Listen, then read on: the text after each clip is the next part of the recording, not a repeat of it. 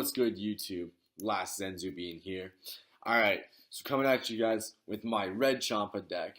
So, if you guys don't know, Champa basically, when one of your battle cards attacks a leader, if it's got 15,000 or more power, he's going to draw a card. That's all he does on this side. He still awakens for the same. When he's this side, all he does is when he attacks, draw one, and you can pitch a card to give either him or one of the other battle cards double strike. So it's pretty good, but other than that, he's not that useful. So jumping in, I'm going to start from lowest to high. So I'm playing one copy of Cabba's Awakening. Basically, this card is good, but honestly, I kind of like it only at 1. I wouldn't even play it, but it's decent. All it does is put you at an odd number, so your opponent in a defensive state has to combo one more, essentially. Or, you can beat this without using the need of 2 cards. You can use this to out at least 1 with only 1. It's pretty good. Then I'm playing 3 Coercion. I find 4 kind of clogs a little bit. Other than that, it is pretty good. I've been kind of going back and forth, but I just find 3. It's kind of a bit less cloggy. Same with Senzu Bean. I don't know. They just haven't been working out. Where I'll get like 2 of them in hand, and then I'll be forced to use plus 10,000s, or I'll use it in a situation where I just can't use it anymore. But it's not bad, but it's pretty good. Offensively and defensively, it's one of the best cards in the game. Just because you can use it to you can tap something, like tap for a Cabba, attack, and then combo with this, like use this in your battle step, and then untap the one you just used, and you still have 2 energy to combo. So offensively, it's really good, and even defensively, it's great. I'm playing 4 Majin Buu. This card kind of comes up a lot, actually, because it can fix your hands in certain situations if you're missing certain cards. But other than that, this card's a lot of times just good energy, and he's a plus 5,000 if anything else. Next up, obviously, for Cabba, he's the best one. This card lets you get yourself to self-awakening, as well as he gets to the 15k power. So Champa, when he's not awakened, will get his draw 1, which is pretty good. Which is kind of what the deck was designed to do, was to always net you a plus 1. And then when you flip, you draw 2, and then you still get the draw from the attack, which is kind of a plus 4 in that turn, which kind of helps you if you're coming back with like 2 or 1 card. You can get back to like 4 or 5. But he's good. But he also, because he gets you a card from the life, he helps you. In general, he's probably the most useful red card. Then I'm playing 3 copies of Majin Twin Haru Haru. This one's really good. When he basically when you play him, you get to mill the top 2 cards of your deck, or you can choose up to, so you could mill 1 if you don't want to. But when he attacks, he gains plus 5,000, which is really helpful because he meets the requirement for Champa, which this deck didn't have really that many. But other than that, he's not really good. He's not really that great, but as aggressive, he's pretty good. But mostly just there to meet the 15k requirement. Then I'm playing 4 blockers. He's all right. I mean, he's just energy. There's no really other good 2s right now in the game, but he's pretty helpful in situations where you don't really have anything and you're just gonna play him. He can help you. You can just sit there if you have no other good turn 2 option. He just kind of sits there and he'll be a blocker late game, or he becomes a card your opponent kind of may think of dealing with early game, or rather because it could mess up their future plays. 4 copies of the plus 10,000 draw 1. Obviously, it's pretty staple.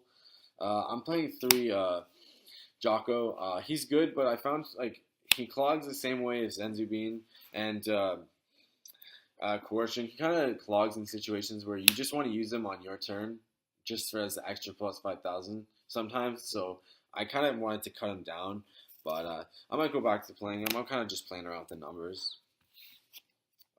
Now I'm playing 2 of the Sun Goten Family of Justice. I really like this guy. He helps out a lot. In situations where maybe there's a problematic monster or a battle card in your way, he can just remove the threat right away. Of course, the card has to be a 3 or lower cost, but there's a lot of times that's the most important thing. Is like you'll have a problem, like just anything like a Chilling Terror Android, the 17, the promo. If it's getting in your way and you need the draws, then you have to go right with this card. But it's not bad. It works out. So 2 of that.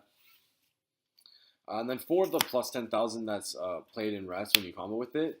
It came out in set 2, which is pretty good. But he's a 15k power.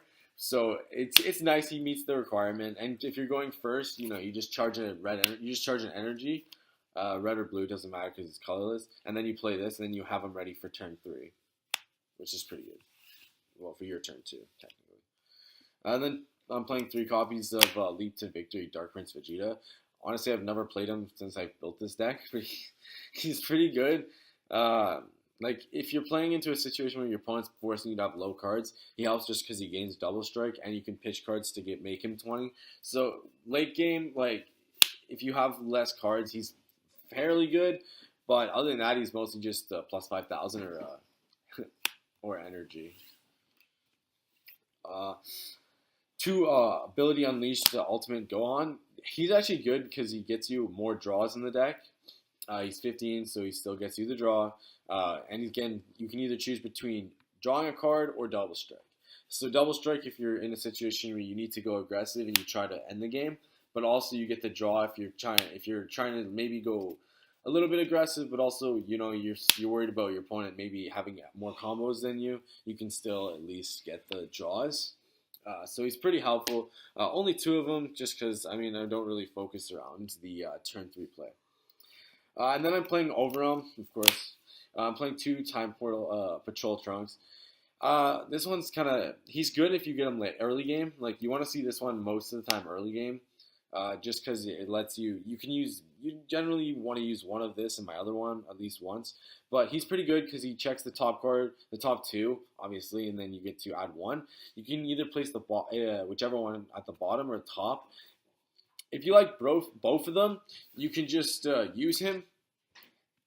You can just use him, and then so you play him, check the top 2. If you like both of them, put it on, swing with him, and get the Champa draw. And you still get it like that. So it's pretty neat. It kind of is a way to give you both cards. So he's pretty helpful. Other than that, of course, he just modulates the top of your deck as well. Then I'm playing 3 copies of Jiren. Jiren's good. Enough said, to be honest. When he attacks, basically just restands. He becomes a 30 that restands. He's going to kill whatever he's attacking unless your opponent wants to keep that card desperately alive.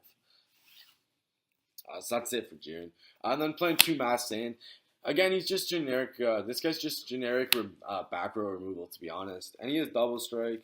And he doesn't even just send it to the drop area. It just goes to the warp area. So you banish it completely. So, and it's total cost 5 or less. So, if your opponent's got like 2 1s and a 3, you can banish them all. Or they got 1 solid 5, that's a problem. This card can remove it.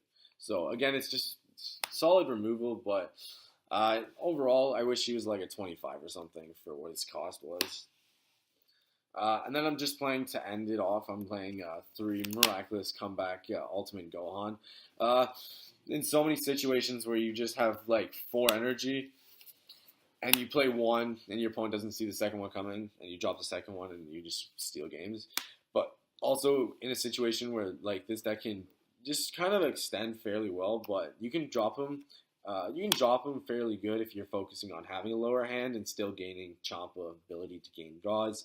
It's pretty helpful, and but just the fact that he deals 2 direct damage is just nutty. Like, if your opponent's got for some reason, some stupid plus 5,000 in defense mode, you just attack it, and instantly that's like 5 cards they have to commit, or like, well, if they're plus 5,000 anyway, at least 3 have to commit. But anyway, he's the best like comeback card. Hence the name. But that's been my Champa list. I've been working on this list for a little bit, so if you guys have any good cards, maybe suggestions, leave them leave a comment in the comment section. Remember to like, comment, subscribe, and we'll see you next time.